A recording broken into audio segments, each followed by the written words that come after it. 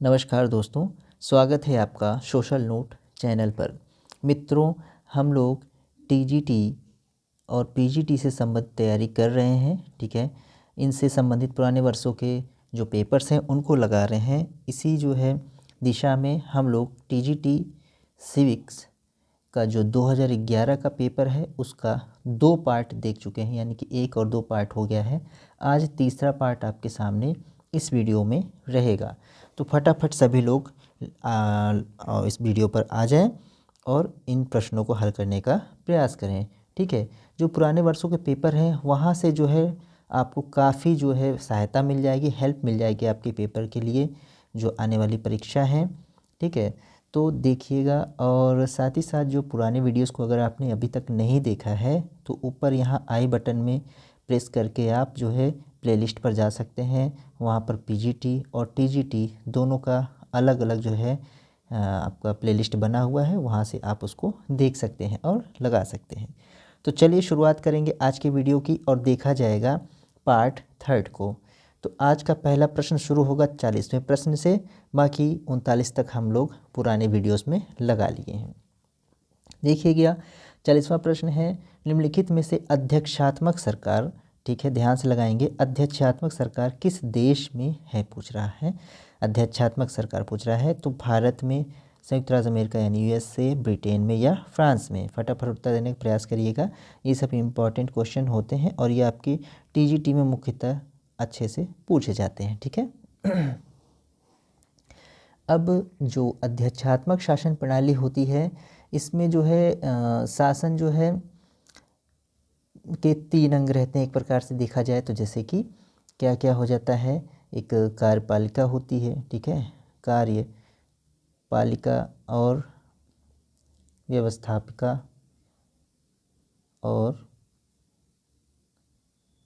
साथ ही साथ आपका न्यायपालिका, ठीक है।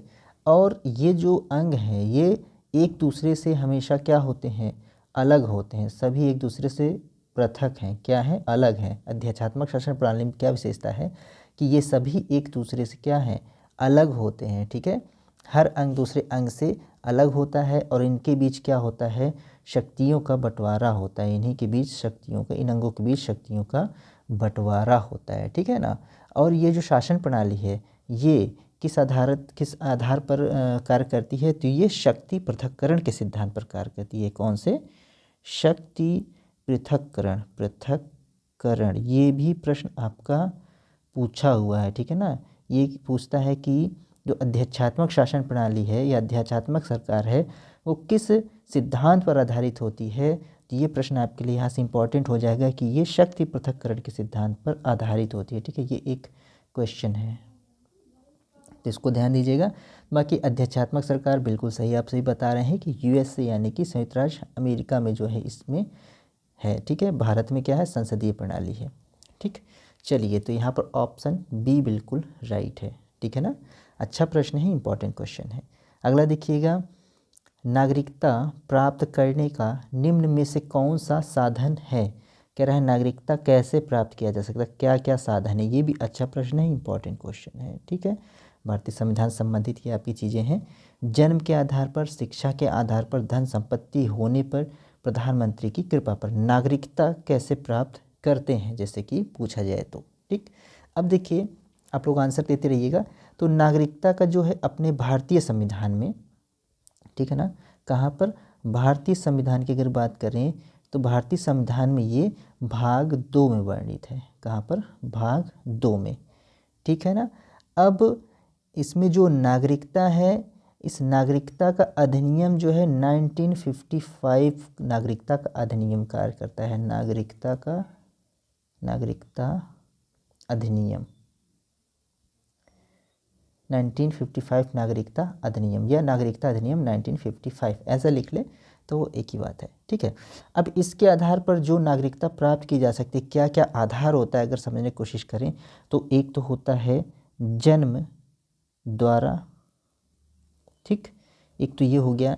दूसरा होता है वंश परंपरा द्वारा, कि वंशानुगत आप वंश चला रहा है, आपका वंश परंपरा द्वारा, ठीक है। ये पढ़िएगा, ये सब प्रश्न अच्छे प्रश्नों में आते हैं, ठीक है ना। ये सब पीजीटी लायक भी बहुत अच्छे प्रश्न हैं। और देशीयकरण द्वारा, जब राष्ट्र का, देश का देशीयकरण होता, ठीक है ना, देशीयकरण के द्वारा, ठीक है। और साथ ही साथ पंजीकरण के द्वारा भी आप, यानी किसी दूसरे देश से आकर के यहाँ पर नागरिकता पंजीकरण के द्वारा भी करा सकते हैं, ठीक है। और साथ ही साथ भूमि का विस्तार अगर किया जाए, भारत की भूमि का विस्तार अगर किया जाता है तो उसके द्वारा भी ये होता है, ठीक है, भूमि विस्तार द्वारा, ठीक है। बाकी और भी चीज़ें हैं, तो इनमें इतनी चीज़ें इंपॉर्टेंट हैं, ठीक है। जिसमें से आपका देखिए यहाँ पर जन्म के आधार पर दिया हुआ है, यानी आपके सभी का आंसर बिल्कुल ठीक है, ऑप्शन ए बिल्कुल राइट हो जाएगा, ठीक। समझ में आया ये, पढ़िएगा। नागरिकता एक अपने आप में ही एक टॉपिक है, ठीक है, भाग 2 में जो कि दिया हुआ, इस यहाँ से पढ़िएगा, ये प्रश्न पूछता है अक्सर करके। अगला देखा जाएगा, 42वां प्रश्न है आज का आपके लिए कि भारतीय संसद में नागरिकता अधिनियम पारित किया। अब देखिए ऊपर ही मैंने बताया है 1960, 1955, 1975, 1980 में, ठीक है। बट अभी देखिए जस्ट मैंने ऊपर बताया है, तो बहुत ही अच्छा, सभी का आंसर बिल्कुल ठीक आ रहा है। तो 1955, ठीक है ना, ऑप्शन बी बिल्कुल राइट हो जाएगा। नागरिकता अधिनियम, देखिए जो नागरिकता मिलती है, नागरिकता अधिनियम 1955 के द्वारा, जिसमें से अभी आपको मैंने ऊपर यहाँ बताया, देखिए किस किस आधार पर, जन्म द्वारा, वंश परंपरा द्वारा, देशीकरण द्वारा, पंजीकरण द्वारा या भूमि विस्तार के द्वारा भी, और भी अन्य चीज़ें हैं, इसके साथ ही उनके द्वारा भी नागरिकता जो है प्राप्त की जा सकती है। तो नागरिकता अधिनियम 1955 हमारे यहाँ, हमारे देश के संविधान में, हमारे भारतवर्ष में जो है कार्य करता है, ठीक है। तो यहाँ पर ऑप्शन बी राइट हो जाएगा। ये देखिए नागरिकता से ही संबंधित प्रश्न है। देखिए मोड होता है एग्जामिनर का कि कहाँ से प्रश्न उठाना शुरू करता है। अब देखिए नागरिकता से उठाया तो 2011 के पेपर में 2 प्रश्न यहीं से डाल दिया है, ठीक है ना। तो मूड होता है कभी कभी, ये सब अच्छे टॉपिक हैं। इसके बाद देखिए अगला टॉपिक क्या आ रहा है, देखने का प्रयास करेंगे। तो भारत में निर्वाचन आयोग, अब देखिए बड़ा ही अच्छा जगह से जो है, अब ये आपके लिए टॉपिक ही है, टॉपिक इम्पॉर्टेंट है ये, ठीक है ना, यहाँ से प्रश्न बनते ही बनते हैं। भारत में निर्वाचन आयोग का गठन संविधान के किस अनुच्छेद द्वारा किया गया है, ठीक है। अब ये अच्छा प्रश्न है, निर्वाचन आयोग से और भी प्रश्न आपसे पूछे जाते रहे हैं और पूछे जाते रहेंगे। बताइएगा 321, 322, 323, 324, फटाफट आंसर देने का प्रयास करिएगा, ठीक है ना। चलिए बाकी मैं आपको और चीज़ें बताता हूँ। तो जो भाग 15 है, ठीक, भारत का जो निर्वाचन आयोग है उसमें जो भाग 15 है, भाग 15 और अनुच्छेद जो है 324 से लेकर, ठीक है, 329 तक, ठीक है ना, भाग 15 324 से लेकर 329 आर्टिकल तक जो है आपका किस बारे में प्रावधान करता है, तो वो निर्वाचन आयोग के बारे में, ठीक है ना। ये बहुत ही इम्पॉर्टेंट है। तो यहाँ पर जो है 324 यानी कि आंसर डी राइट हो जाएगा, ठीक है ना। देखिएगा, लगाइएगा, भाग 15 में 324 से 329 तक निर्वाचन आयोग के बारे में दिया हुआ है हमारे भारतीय संविधान में। इस प्रकार से यहाँ पर उत्तर डी राइट सभी का हो जाएगा, ठीक। अच्छा प्रश्न है, लगा के चलिएगा, देखते चलिएगा, ठीक है ना।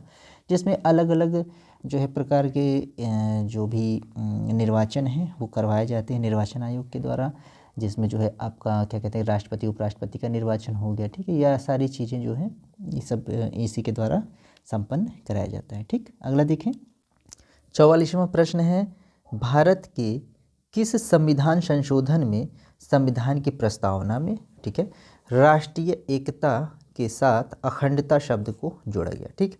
अब ये प्रश्न जो है जो भारत की प्रस्तावना संबंधित है, यानी कि प्रियम्बल जो है भारत का, ये आपके लिए एक इम्पॉर्टेंट टॉपिक है।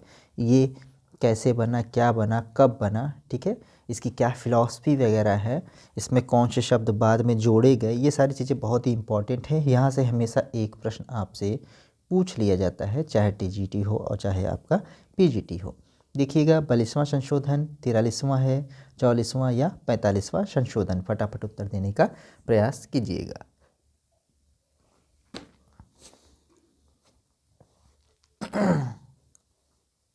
चलिए बहुत ही अच्छा। तो यहाँ पर जो 42वां संविधान संशोधन है, ठीक है ना, 42वां संविधान संशोधन बिल्कुल सही है। ऑप्शन यहाँ पर ए राइट हो जाएगा। 42वें संविधान संशोधन के द्वारा आपका एकता और अखंडता शब्द को जोड़ा गया, ठीक है, बिल्कुल सही, बिल्कुल सही, बहुत ही अच्छा, सभी का आंसर बिल्कुल ठीक आ रहा है, ऑप्शन ए राइट हो जाएगा। और साथ ही साथ अब आप लोग बताना है कि और कौन से शब्द जोड़े गए, कमेंट बॉक्स में लिखिएगा और कौन से शब्द जोड़े गए थे, ठीक है, आप कमेंट बॉक्स में लिखिएगा। अगला देखेंगे हम लोग इसी श्रेणी में 45वां प्रश्न है, भारतीय संविधान सभा के अध्यक्ष कौन थे? Doctor Bhimrao Ambedkar, doctor Rajendra Prasad, doctor Radhakrishnan, Pandit Jawaharlal Nehru. अक्सर करके ये प्रश्न पूछा जाता है भारतीय संविधान सभा से संबंधित। यहाँ से भी आपको एक प्रश्न जो है आपको मिल जाता है, ठीक है, यानी कि संविधान का कैसे निर्माण हुआ उससे संबंधित जो भारतीय संविधान सभा थी उसके अध्यक्ष की बात कर रहा है। तो बिल्कुल सही आंसर आ रहा है आप सभी का। तो यहाँ पर जो है चूँकि यहाँ पर डॉक्टर राजेंद्र प्रसाद दिए हैं तो भारतीय संविधान सभा के अध्यक्ष कौन जाएंगे? डॉक्टर राजेंद्र प्रसाद। ऑप्शन यहाँ पर बी बिल्कुल सही है, सभी का सही है। और डॉक्टर राजेंद्र प्रसाद ये आपका स्थायी सदस्य थे, ये ठीक है, ये आपके स्थायी सदस्य थे, ठीक है ना, ये स्थायी सदस्य थे। और साथ ही साथ जब संविधान सभा का निर्माण हुआ तो उस समय आनन फानन में जल्दी में जो सबसे वयोवृद्ध व्यक्ति थे यानी कि डॉक्टर सच्चिदानंद सिन्हा, डॉक्टर सच्चिदानंद सिन्हा, इनको जो है संविधान सभा का अस्थाई अध्यक्ष चुना गया था, ठीक है, अस्थाई अध्यक्ष चुना गया था और ये स्थाई अध्यक्ष चुने गए थे, ठीक। यहाँ पर ऑप्शन बी राइट हो जाएगा, यहाँ पर ऑप्शन बी राइट, ठीक है। और जो पहली बैठक होती है संविधान सभा की, ये भी प्रश्न पूछता है पहली बैठक कब होती है। तो ये सब देखिए आप लोगों को पढ़ना है, भारतीय संविधान सभा से संबंधित जो भी बातें हैं इंपॉर्टेंट, वो सब आपको नोट बना करके पढ़ना है, इंपॉर्टेंट टॉपिक है, मैंने ऊपर ही बताया। तो ये आपका 9 दिसंबर 1946 को हुई थी, ठीक है, जिसमें डॉक्टर सच्चिदानंद सिन्हा को अस्थायी अध्यक्ष नियुक्त किया गया था, ठीक है। अच्छा प्रश्न है, इंपॉर्टेंट प्रश्न है और ये टॉपिक इंपॉर्टेंट है। अगला देखेंगे 46वां प्रश्न होगा इसी श्रेणी में। भारतीय संविधान प्रस्तावना में समाजवाद तथा धर्मनिरपेक्ष या पंथ निरपेक्ष शब्द जोड़ा गया। देखिए अभी मैंने ऊपर पूछा था ना कि और कौन से शब्द जोड़े गए, तो वो कौन थे? समाजवाद तथा धर्मनिरपेक्ष, ठीक है। संशोधन क्या है? 42वां, 44वां, 46वां या 50वां? अभी आप लोग ऊपर बता चुके हैं, ठीक है ना। तो यहाँ पर 42वां संविधान संशोधन 1976 था, उसी के द्वारा आपका समाजवाद, धर्मनिरपेक्ष या पंथ निरपेक्ष शब्द को जोड़ा गया। ऑप्शन यहाँ पर ए बिल्कुल राइट होगा सभी का, ठीक है ना। चलिए बहुत ही अच्छा, सभी का आंसर बिल्कुल ठीक आ रहा है। ठीक ठीक बिल्कुल सही है। साथ ही साथ अखंडता भी लिख लीजिए यहीं पर तो याद हो जाएगा, अखंडता, ये शब्द जो है जुड़े गए थे, ठीक है। अगला देखें 47वां प्रश्न है, संविधान में न्यायिक पुनरावलोकन का सिद्धांत, कह रहा है संविधान में न्यायिक पुनरावलोकन का सिद्धांत ग्रहण किया गया था किस देश से?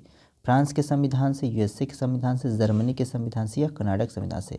जो न्यायिक पुनरावलोकन की शक्ति है अपने भारतीय न्यायपालिका या भारतीय संविधान के अंतर्गत, जिसके अंतर्गत अगर न्यायालय ही कोई या मतलब कि क्या कहते हैं कि सुप्रीम कोर्ट अगर कोई निर्णय दे देता है तो उस निर्णय को भी पुनरावलोकित किया जा सकता है, ठीक है। यानी कि इसी को पुनरावलोकन कह सकते हैं, ठीक है ना। इसको कहते हैं न्यायिक पुनरावलोकन की शक्ति, ठीक है। यानी कि सुप्रीम कोर्ट के द्वारा दिया गया जो है जजमेंट भी पुनरावलोकित किया जा सकता है, दोबारा उसकी जांच की जा सकती है, ठीक है ना। तो ये किस देश के संविधान से लिया गया है? तो बिल्कुल सही आंसर आ रहा है आप लोगों का, यूएसए के, यानी कि अमेरिका, संयुक्त राज्य अमेरिका से, ठीक है। ऑप्शन बी बिल्कुल यहाँ पर राइट हो जाएगा, ठीक है। चलिए तो वही है मेन बात, इसमें क्या है, जो सर्वोच्च न्यायालय जो अपना निर्णय देते हैं उनके जो निर्णय हैं उनकी समीक्षा के लिए दोबारा इसको प्रयोग किया जा सकता है। तो ये भी अच्छा प्रश्न है, न्यायिक पुनरावलोकन से भी संबंधित प्रश्न पूछता रहता है। अगला देखिएगा 43वां प्रश्न देखिएगा, प्रदत्त विधायन किया जाता है। अच्छा प्रश्न है, शब्दावली से संबंधित है, इंपॉर्टेंट क्वेश्चन है, ठीक है, किसी में भी पूछ सकता है। प्रदत्त विधान किया जाता है संसद द्वारा, न्यायपालिका द्वारा, कार्यपालिका द्वारा या लोकायुक्त द्वारा, ठीक है। फटाफट आंसर दीजिएगा। 48वां प्रश्न चलिए, अच्छा थोड़ा सा वहाँ पर जो है एक छूट गया है, वो मैं आपको बाद में करा दूंगा। एक पेज छूट गया है, प्रदत्त विधान बताइएगा, ठीक है। प्रदत्त विधान का प्रयोग, तो चलिए बिल्कुल ठीक है। प्रदत्त विधान का प्रयोग जो है आपका कार्यपालिका के द्वारा किया जाता है। ऑप्शन यहाँ पर सी राइट हो जाता है, ठीक है। अब क्या है कि जो प्रदत्त विधान या प्रदत्त विधान का जो मतलब होता है, इसको प्रदत्त विधान देखिएगा, लिख लीजिएगा, प्रदत्त विधान या विधायन, या इसको प्रत्यायोजन इस ये भी कहते हैं। इसका मतलब ये होता है जो उच्च अधिकारी होते हैं, मतलब कि जो उच्च अधिकारी हैं उनके द्वारा जो नीचे के तदर्थ अधिकारी हैं या उनके जो अधीनस्थ अधिकारी हैं उनको जो है उनकी सीमाओं में कार्य करने के लिए निर्धारित किया जाता है, उनके कार्यों को निर्धारित किया जाता है, ठीक है। करने का अधिकार एक तरीके से होता है जो उच्च अधिकारी होते हैं, मतलब जो उनके अधीनस्थ अधिकारी हैं उनको उनके क्षेत्र के बारे में बताने का अधिकार होता है, ठीक है। तो ये कार्यपालिका के द्वारा होता है। ऑप्शन सी यहाँ पर राइट होगा, ठीक। और अच्छे से समझना होगा तो कमेंट करिएगा, तो इसको मैं दूसरे तरीके से भी अच्छे से समझा दूंगा, ठीक है ना। अगला देखिएगा 49वां प्रश्न है, द्विसदनात्मक व्यवस्था वाला देश है भारत, चीन, पुर्तगाल, टर्की। द्विसदनात्मक व्यवस्था वाला देश, फटाफट बताइएगा। 49, ठीक है, बहुत ही अच्छा, सभी का आंसर बिल्कुल, चलिए बहुत ही अच्छा, ठीक है ना, बिल्कुल सही। तो यहाँ पर भारत जो देश है यानी कि अपना इंडिया, ऑप्शन ए बिल्कुल राइट हो जाएगा। द्विसदनात्मक व्यवस्था वाला देश है, ठीक है ना। हमारे यहाँ कैसी व्यवस्था है, संसदीय व्यवस्था है, संसदीय व्यवस्था में हमारे यहाँ 2 सदन है, एक लोकसभा और एक राज्यसभा, ठीक है ना। तो इस प्रकार से यहाँ द्विसदनात्मक प्रणाली है अपने इंडिया में, तो यहाँ पर ऑप्शन ए बिल्कुल राइट हो जाएगा, ठीक है। सभी का जो है सही होना चाहिए ए, ठीक। अगला देखें, भारत में कौन सी विधि, कह रहा है भारत में कौन सी विधि राज्यसभा के चुनाव में प्रयुक्त होती है। प्रत्यक्ष विधि, अप्रत्यक्ष विधि, प्रत्यक्ष और प्रत्यक्ष दोनों, उपरोक्त में से कोई नहीं। कह रहा है राज्यसभा में चुनाव जो होते हैं उसमें कौन से चुनाव मतलब कौन सी प्रक्रिया जो है प्रयुक्त होती है, ठीक है। जो राज्यसभा में जो सांसद वगैरह जाते हैं वो जो कैसे चुने जाते हैं, ठीक है। तो राज्यसभा में जो आपको सबको पता है कि राज्यसभा में जो सांसद वगैरह चुन के जाते हैं तो जो वहाँ के लोग होते हैं वो चुनाव करते हैं, ठीक है। हम लोग नहीं चुनते हैं, हम लोग लोकसभा के जो विधायक वगैरह हैं उनको चुनते हैं, जो भी लोग हैं, ठीक है ना। बाकी यहाँ पर राज्यसभा में क्या होगा, हम लोग चुनते तो हैं बट अप्रत्यक्ष विधि से, ठीक है ना। कैसे, अप्रत्यक्ष विधि से इनका कार्य होता है। ऑप्शन यहाँ पर बी होता है, ठीक है। इस प्रकार से ऑप्शन बी राइट हो जाएगा, ठीक है ना। अब देखिए एक तरीके से अपने यहाँ प्रत्यक्ष और अप्रत्यक्ष दोनों विधियों के से चुनाव होता है, ठीक है। अच्छा देखा जाए तो चुनाव जो है 2 विधि है हमारे यहाँ, एक प्रत्यक्ष और एक अप्रत्यक्ष, ठीक है। प्रत्यक्ष का मतलब है जिसमें जनता सीधे भाग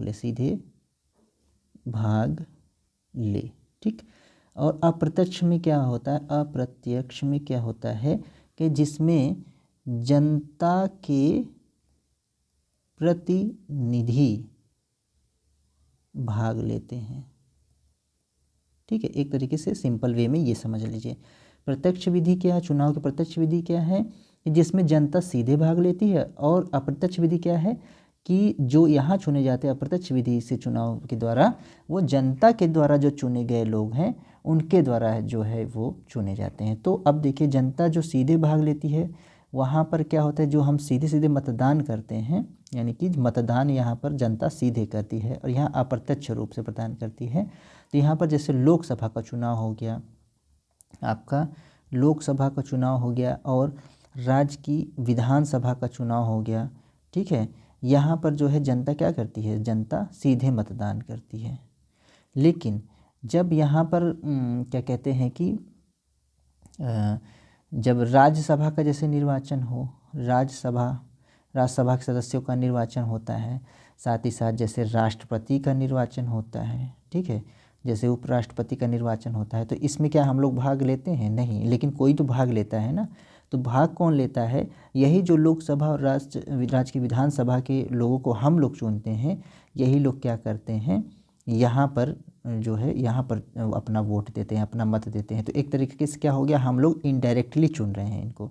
तो यही मैंने यहाँ लिखा है कि जनता के प्रतिनिधि भाग लेते हैं, यानी हम लोग इनको चुनते हैं और ये लोग इनको चुनते हैं। ये राज्यसभा के राष्ट्रपति और उपराष्ट्रपति के चुनाव में भाग लेते हैं। समझ में आया? तो इस प्रकार से ये अप्रत्यक्ष विधि है। राज्यसभा क्या है? प्रत्यक्ष विधि। अगर यहाँ लिखा होता लोकसभा, अगर यहाँ लिखा रहता लोकसभा, तब ये क्या हो जाता? प्रत्यक्ष विधि। ठीक है ना? समझ में आया होगा। अगला प्रश्न देखा जाएगा। 51वां प्रश्न है आज का, निम्नलिखित में संघीय शासन, ठीक, अच्छा प्रश्न ये भी। संघीय शासन की क्या विशेषता है? अलिखित संविधान, इकहरी नागरिकता, एक सदनीय विधायिका, केंद्र तथा इकाइयों के बीच शक्तियों का विभाजन। अब ये सब जैसे सोचने समझने वाले प्रश्न हैं, अच्छे प्रश्न हैं, इसलिए जो है अब क्या विशेषता है पूछ रहा है। अब देखिए क्या विशेषता है भाई संघीय शासन व्यवस्था में। चलिए बहुत ही अच्छा, सभी का आंसर बिल्कुल ठीक आ रहा है। तो यहाँ पर क्या होता है, केंद्र तथा इकाई के बीच शक्तियों का क्या होता है? विभाजन होता है। ऑप्शन डी बिल्कुल राइट हो जाएगा।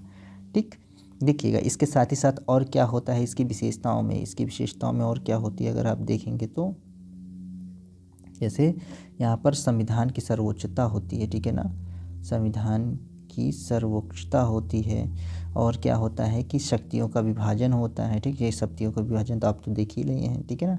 और क्या कहते हैं कि स्वतंत्र न्यायपालिका होती है, स्वतंत्र न्यायपालिका होती है। और लिखित कठोर संविधान होता है, लिखित एंड कठोर संविधान होता है, ठीक है ना, इस प्रकार से होता है, ठीक है ना।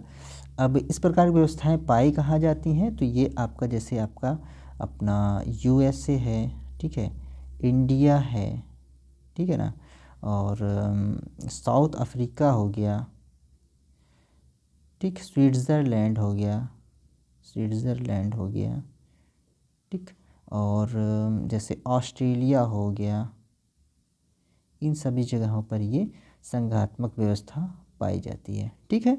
इसको पढ़िएगा, बहुत ही अच्छा इम्पॉर्टेंट टॉपिक भी रहेगा आपके लिए, इम्पॉर्टेंट टॉपिक भी है, ठीक। चलें अगला, भारत में कौन सी प्रणाली है, कह रहा है भारत में कैसी प्रणाली का प्रयोग किया जाता है? संघात्मक, एकात्मक, संघात्मक होते हुए भी एकात्मक, उपरोक्त में से कोई नहीं। अच्छा क्वेश्चन, इम्पॉर्टेंट क्वेश्चन, बताइएगा।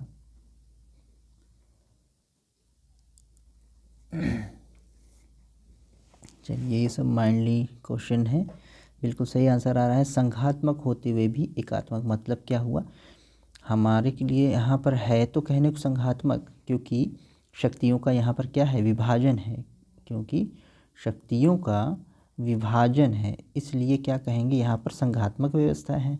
लेकिन एकात्मक क्यों है? एकात्मक इसलिए है क्योंकि जब कभी ऐसी बात आ जाए, केंद्र और जो अपने यहाँ सेंट्रल है ना, केंद्र और राज्य का जब संबंध अगर आप देखेंगे तो वहाँ पर सेंट्रल को मजबूत कर दिया जाता है, ठीक है। लास्ट में जो है अगर कोई नियम कानून राज्य और सेंट्रल बनाता है तो वहाँ पर सेंट्रल की जो बात है वो मानी जाती है, यानी कि केंद्रीय सरकार की बात मानी जाती है, ना कि राज्य सरकार की बात। इसलिए एक प्रकार से देखा जाए तो यहाँ एकात्मक जो है राज्य की भी संकल्पना हो जाती है। तो संघात्मक होते हुए भी एकात्मक है। संघात्मक का मतलब है शक्तियों का बंटवारा है केंद्र राज्य के बीच में।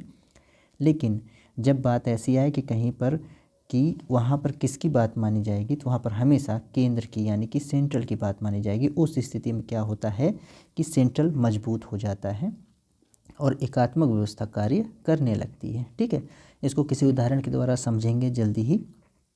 फिलहाल के लिए यहाँ पर ऑप्शन सी राइट है, शायद समझ में आया होगा। ठीक, अगला देखें। नेक्स्ट क्वेश्चन है द ट्रीटीज ऑन गवर्नमेंट। ठीक है, टू ट्रीटीज ऑन गवर्नमेंट है, द नहीं है, टू ट्रीटीज ऑन गवर्नमेंट, ये किसकी बुक पुस्तक है? चलिए बताएंगे। बेंथम, हेनरीमैन, रूसो, लॉक की। ये बहुत अच्छा पूछता रहता है हमेशा, two treatises on government, two treatises on government. चलिए बिल्कुल सही है, बिल्कुल सही है, तो लॉक महोदय का। ठीक है, जॉन लॉक महोदय का है, ऑप्शन डी बिल्कुल राइट है। ठीक है ना। जो ये टू ट्रीटीज ऑन गवर्नमेंट लिखते हैं, इसमें ये क्या रहता है इनका मुख्य, ये जो राज्य की उत्पत्ति का दैवीय अधिकार है उसको जो है यहाँ पर खंडित करते हैं, उसके बातों को। ठीक है ना। और लॉक को क्या उदारवाद का जनक भी माना जाता है। ठीक, ये सब पढ़े हुए हैं आप लोग। अगला देखिएगा, सोशल कॉन्ट्रैक्ट। देखिएगा, सोशल कॉन्ट्रैक्ट नामक पुस्तक के लेखक कौन है? रूसो, अरस्तु, हॉब्स, प्लेटो। ये सारी चीज़ें आप लोगों को पता है। ठीक है, बिल्कुल सही आंसर है। तो यहाँ पर रूसो महोदय हो जाएंगे, ऑप्शन ए राइट हो जाएगा। और भी इनकी जो कृतियाँ हैं उन सभी को आप लोग जो है कमेंट बॉक्स में लिखने का प्रयास कीजिएगा। ठीक, अगला देखेंगे। 55वां प्रश्न है रिपब्लिक ग्रंथ की रचना किसने की? देखिए, जो भी सामाजिक समझौते सिद्धांत से संबंधित है, सामाजिक समझौते सिद्धांत से संबंधित हैं, अब ये टॉपिक ही आपके लिए, तो उनके सबके पुस्तकों को दे दिया है, अरस्तु, रूसो, प्लेटो, गार्नर। बताइए, रिपब्लिक, रिपब्लिक। चलिए बिल्कुल ठीक है, यहाँ पर प्लेटो महोदय हो जाएंगे। ठीक है ना। जो सामाजिक समझौता के सिद्धांत से संबंधित हैं, जैसे कि आपका रूसो हो गए, ऊपर आपके लॉक हो गए, इन दोनों की पुस्तकों को दे दिया है ऊपर नीचे। बाकी आपका रिपब्लिक के बारे में, प्लेटो के बारे में भी एक प्रश्न है। ठीक है, ये सब क्वेश्चन रिपीट होते हैं, बार बार पूछते रहते हैं। इनकी और भी ग्रंथ हैं काफ़ी इंपॉर्टेंट, इन सबको आप लोग जो है लिखिएगा। बाकी अरस्तु, गार्नर, रूसो की पुस्तकों को भी आप लोग ध्यान से देखिएगा। ठीक है, अगला देखेंगे, विधि शास्त्र पर व्याख्यान। ठीक है, विधि शास्त्र पर व्याख्यान, ये बार बार रिपीट होता है, ये बार बार रिपीट होता है प्रश्न। विधि शास्त्र पर व्याख्यान नामक पुस्तक के लेखक का नाम है जॉन ऑस्टिन, प्लेटो, अरस्तु, गार्नर। फटाफट आंसर दीजिएगा। ठीक है, चलिए बहुत ही अच्छा। तो जो बिल्कुल सही है, तो जॉन ऑस्टिन, यहाँ पर आंसर ए बिल्कुल राइट हो जाएगा। जॉन ऑस्टिन जो है, जो संप्रभुता का कानूनी सिद्धांत है, ठीक है ना, या कानूनी संप्रभुता के प्रतिपादक हैं, कानूनी संप्रभुता के प्रतिपादक हैं। ठीक है ना, प्रतिपादक या जनक जो भी कह लें आप, यानी कि जो संप्रभुता है, संप्रभुता के असली अगर इसके जो अध्ययन करते हैं, जो बिल्कुल ठीक से व्याख्यात्मक रूप से अध्ययन करते हैं, साइंटिफिक अध्ययन करते हैं, वो जॉन ऑस्टिन ही होते हैं। ठीक, तो यहाँ पर ऑप्शन ए राइट हो जाएगा। नेक्स्ट है 57th a grammar of politics. ये सारी बुक्स जो है रिपीट होती रहती हैं, ऊपर वाली भी रिपीट होती है। अ ग्रामर ऑफ पॉलिटिक्स नामक ग्रंथ के लेखक हैं लास्की, गार्नर, रूसो, हॉब्स। फटाफट बताइएगा कि अ ग्रामर ऑफ पॉलिटिक्स नामक पुस्तक के लेखक कौन हैं? फटाफट, ये सब पूछता रहता है, हमेशा रिपीट होता है। ठीक है, चलिए बहुत ही अच्छा, बिल्कुल ठीक है। तो एच जेलास्की जो हैं, यानी कि ऑप्शन ए बिल्कुल राइट है। बाकी इनकी पुस्तकें बहुत हैं। ठीक है, तो आप लोग जो है इनकी बुक्स को लिखिएगा। ये सब देखिए, इन सब की पुस्तकों को पूछा जाता है, बार बार पूछा जाता है, तो आप लोगों को भी पढ़ने की आवश्यकता है। ठीक, अगला देखें। 58th क्वेश्चन है पॉलिटिक्स नामक पुस्तक की रचना की किसने? प्लेटो, अरस्तु, मॉन्टेस्क्यू, लॉक। फटाफट आंसर दीजिएगा। तो पॉलिटिक्स नामक पुस्तक, चलिए बिल्कुल सही है। तो यहाँ पर ऑप्शन बी बिल्कुल राइट है, अरस्तु। ठीक है, ऑप्शन बी बिल्कुल राइट है। अभी रिपब्लिक पूछा था, रिपब्लिक पूछा था जिसके थे कौन? प्लेटो महोदय। ठीक है, अब पूछा है पॉलिटिक्स, जिसके कौन है? अरस्तु महोदय। यहाँ पर ऑप्शन बी राइट हो जाएगा। ठीक है ना। और अगला देखेंगे, 59th क्वेश्चन है पॉलिटिक्स आइडियल्स। ठीक है, ये सब भी पूछता रहता है। Politics ideals, CD. Burns, Laski, JS. Mill, Bentham, इसके रचयिता कौन है? Politics ideals. चलिए, तो पॉलिटिक्स आइडियल्स जो है 2 लोग लिखते हैं। कौन कौन लिखता है पॉलिटिक्स आइडियल्स? तो इसको लिखने वाले हैं, एक तो सी.डी. बर्न्स हैं, ठीक है, एक तो हैं आपके सी.डी. बर्न्स महोदय हैं, और दूसरे हैं आपके ब्रेंडेंट रसेल, ब्रेंडेंट रसेल, ठीक। तो यहाँ पर हमारे पास सी.डी. बर्न्स उपलब्ध हैं, तो यहाँ पर ऑप्शन ए राइट हो जाएगा, ठीक है। रसेल भी अगर दिए रहेंगे तो बर्न्स और रसेल याद रखिएगा, ठीक है ना, बर्न्स और रसेल, बर्न्स और रसेल, तो यहाँ पर ऑप्शन ए बिल्कुल सही है। नेक्स्ट है 16th क्वेश्चन है, राजनीतिक अर्थशास्त्र की एक समीक्षा नामक पुस्तक का लेखक कौन था? राजनीतिक अर्थशास्त्र की एक समीक्षा, Kautilya, Karl Marx, Rousseau, Spencer. तो ये बुक है राजनीतिक अर्थशास्त्र की एक समीक्षा, इसके लेखक कौन है? Kautilya, Karl Marx, Rousseau, Spencer. सभी लोग आंसर देंगे। 16th क्वेश्चन है। चलिए बिल्कुल ठीक है, यहाँ पर कार्ल मार्क्स महोदय हो जाएंगे, ठीक है, ऑप्शन बी राइट हो जाएगा। इनका जो अन्य सिद्धांत बहुत ही अन्य जो इनकी एक बुक है बहुत ही महत्वपूर्ण, जो बार बार पूछा जाता है, दास कैपिटल, ठीक है ना, दास कैपिटल, ये इनकी महत्वपूर्ण पुस्तक है, ठीक है। चलिए, बाकी और भी जो इनकी बुक्स हैं वो भी इम्पोर्टेंट है, उनको भी लिखिएगा और उनमें क्या मैटर है वो भी समझने का प्रयास कीजिएगा। 61वां प्रश्न है आपके सामने, discourses on arts and science, इस बुक के लेखक कौन है? पुस्तक के लेखक कौन है? ऑप्शन में आपको रूसो, लॉक, हॉब्स, इनमें से कोई नहीं। 61वां प्रश्न बताइएगा, discourses on art and science, इसके लेखक कौन है? फटाफट आंसर देंगे। चलिए, बिल्कुल अच्छा, बिल्कुल सही है, बहुत ही अच्छा, बिल्कुल सही। तो यहाँ पर जो रूसो महोदय हैं, ठीक है, जे रूसो, ऑप्शन ए बिल्कुल राइट हो जाएगा। सभी का आंसर बिल्कुल ठीक आ रहा है। अगला देखा जाएगा जो 62 या 62वां प्रश्न है, नैतिकता तथा व्यवस्थापन के सिद्धांत का परिचय, ठीक है, इस पुस्तक का रचयिता का नाम, पुस्तक के लेखक, बेंथम, मिल, रूसो, स्पेंसर। फटाफट आंसर देने का प्रयास कीजिएगा, ठीक है। चलिए, बहुत ही अच्छा। अब देखिए, इसको अगर इंग्लिश में लिखेंगे तो है ये इंट्रोडक्शन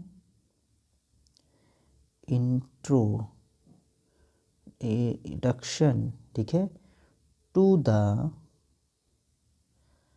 प्रिंसिपल्स ऑफ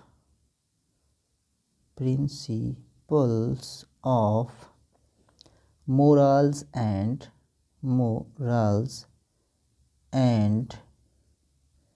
legislation,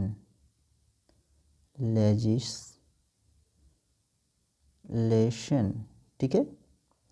ये कब प्रकाशित होती है? 1789 में, और किसके द्वारा प्रकाशित की जाती है, मतलब कौन है इसके रचयिता? तो बेंथम महोदय होते हैं। ऑप्शन यहाँ पर ए राइट हो जाएगा, ठीक है, बेंथम महोदय होते हैं। और इनकी और इम्पॉर्टेंट बुक है एक ठो, फ्रैगमेंट्स ऑफ गवर्नमेंट। कौन सी? फ्रैगमेंट्स ऑफ गवर्नमेंट, ठीक है, ये भी इम्पॉर्टेंट है। ये कब होती है? 1776, ठीक है। एक ये बुक भी याद रखिएगा, फ्रैगमेंट्स ऑन गवर्नमेंट, ये बुक भी पूछा जाता है बार बार, ठीक है। यानी कि नैतिकता का व्यवस्थापन का सिद्धांत का परिचय, या introduction to the principles of morals and legislation, जो कि 1789 प्रकाशित होती है, बेंथम के द्वारा लिखी गई नैतिकता तथा व्यवस्थापन का सिद्धांत, ठीक है। ऑप्शन ए यहाँ पर राइट हो जाएगा। अगला और आखिरी प्रश्न रहेगा आज का, महात्मा गांधी ने सविनय अवज्ञा आंदोलन किस प्रकार आरंभ किया था? कह रहा है किस प्रकार आरंभ किया था सविनय अवज्ञा आंदोलन? विदेशी वस्तु को बहिष्कार करके, नमक कानून तोड़कर, कर चुकाने से मना करके, या राष्ट्रीय शालाएं खोलकर? फटाफट आंसर दीजिएगा, ठीक है ना। हम सभी जानते हैं कि महात्मा गांधी, जिनका बहुत बड़ा योगदान रहा हमारे भारत देश की स्वतंत्रता या आज़ादी को लेकर के, ठीक है ना, तो इन्होंने जो है सबने अवज्ञा आंदोलन का सर्वप्रथम जो प्रयोग किया था सबने अवज्ञा आंदोलन का, तो उन्होंने नमक कानून तोड़कर किया। ठीक है, ऑप्शन यहाँ पर बी बिल्कुल राइट हो जाएगा और आप सबका सही जो है आंसर भी है। तो इस दिशा में क्या था कि 12 मार्च, ठीक है ना, 1930 को साबरमती से, कहाँ से, साबरमती जो उनका आश्रम था, साबरमती आश्रम से लेकर के ये दांडी तक यात्रा करते हैं। ठीक है, लगभग कितना 240 किलोमीटर की यात्रा करते हैं, 240 किलोमीटर की पैदल यात्रा करते हैं, जो कि ये 24 दिनों में पूरी करते हैं। ठीक है, अब ये सब फैक्ट है, पता नहीं ये सब पूछता है कि नहीं, लेकिन ये इम्पॉर्टेंट है। कहाँ से शुरू करते हैं और कहाँ तक जाते हैं, दांडी तक जाते हैं। और कब पहुँचते हैं दांडी, 12 मार्च को शुरू करते हैं और दांडी पहुँचते हैं आप 6 अप्रैल 1930 को। ठीक है, और यहाँ पर इन्होंने नमक कानून को तोड़ते हैं। ठीक है, इस प्रकार से ऑप्शन यहाँ पर बी राइट हो जाएगा। ठीक, तो ये थे आज के प्रश्न। तो ये थे दोस्तों जो है टीजीटी आपका 2011 सिविक्स का पेपर। ठीक है, जो कि 3 पार्ट में आपको मिला, 1 2, आज ये तीसरा पार्ट हम लोग कर रहे थे जो कि कंप्लीट हो चुका है। ठीक, अब हम लोग करेंगे अगला जो पेपर होगा टीजीटी 2013 का। ठीक है, टीजीटी 2013 का। तो आप लोग ज़रूर से ज़रूर चैनल को सब्सक्राइब कर लीजिएगा। ठीक है, ताकि जो है आपको नोटिफिकेशन मिल सके, और थोड़ा सा जो है शेयर किया करिए वीडियो को, ताकि मुझे थोड़ा सा सब्सक्राइबर्स मिल सकें। ठीक है, चलिए मिलते हैं फिर ही ऐसे ही एक वीडियो के साथ। सभी को बहुत बहुत धन्यवाद वीडियो से जुड़ने के लिए। जय हिंद।